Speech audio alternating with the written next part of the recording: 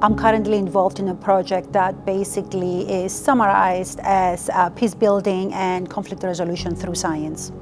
The project is basically about the multidisciplinary and interdisciplinary investigation of mass graves through different scientific methods. And when I say scientific, I would like to consider both hard sciences as well as humanities as science contributing to the purpose of this project. When we take the mass grave entity as one, a lot of the times we tend to think about the physical entity of the grave, meaning that when we are going to investigate it, analyze it, and resolve it, we look at it as a task, as a series of tasks associated with one bigger problem. However, what we tend to forget is that the mass grave represents people who once were alive, part of a community, part of a larger society, part of the world. Although it is a physical entity and a tangible scientific problem, we also have to use more human-oriented social sciences to address the problem that mass graves pose within a geographic context. And therefore, the people representing the dead, as well as the people the dead are represented through, meaning the living, need to also be addressed. So this project has a relative timeline of 5 to 7 years, and this timeline is associated with the rate of decomposition of human remains that we will utilize for our experimental model.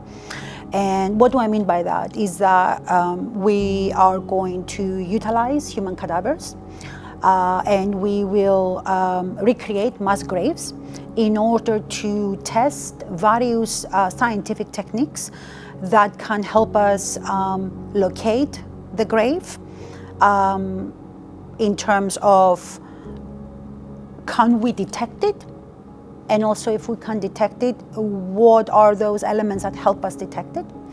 Then we will use scientific techniques to excavate the grave. We need to make sure we have a protocol that is very forensically oriented, because we need to preserve all the evidence collected during the process, not just aim for the recovery of human remains from the grave itself. And we also need to think about the processes associated with retrieval of the remains, storage and baggage of the remains, as well as transportation of the remains prior to the third phase of the project, which will be the analysis of human remains in the laboratory. The main goal of the project is to basically operationalize the forensic investigative approach used for the scientific investigation of mass graves and reformat it into a more evidentiary based and evidence-informed approach. What we hope to do is basically evaluate a lot of the existing techniques and optimize them, while in the process of doing that, identify the need for developing new methods and techniques to fill in the gaps or reinforce some of the existing ways of going about analyzing and investigating and even interpreting data from mass graves. The reason why we want to do that is because we want to be in a better position to inform criminal investigation associated with gross human rights violations. We want to be able to inform and fulfill the right to the truth. And we also want to make sure that all of our work contributes to transitional justice models established within each territory going through transition post-conflict. So the amazing thing about UWL is that it's offering a platform for amazing cross-collaboration. Within the different schools, there are other staff members who do amazing work that can actually be very helpful to the mass graves project that we're talking about here. And just to give you a couple of examples, we're currently in conversations with the School of Engineering and Computing, and we are utilizing AI tools to enhance some of our decommingling processes.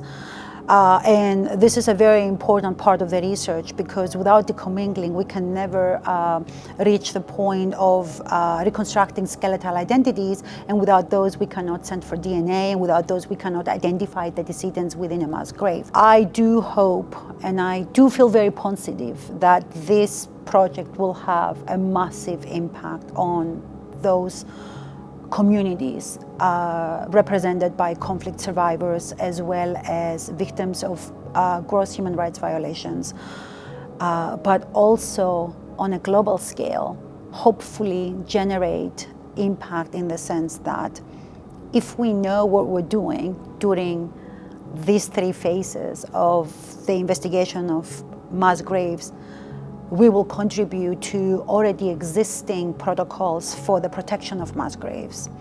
So along with that, I do hope that we will be able to have something better to say and something that could stand in court, but also bring closure to families.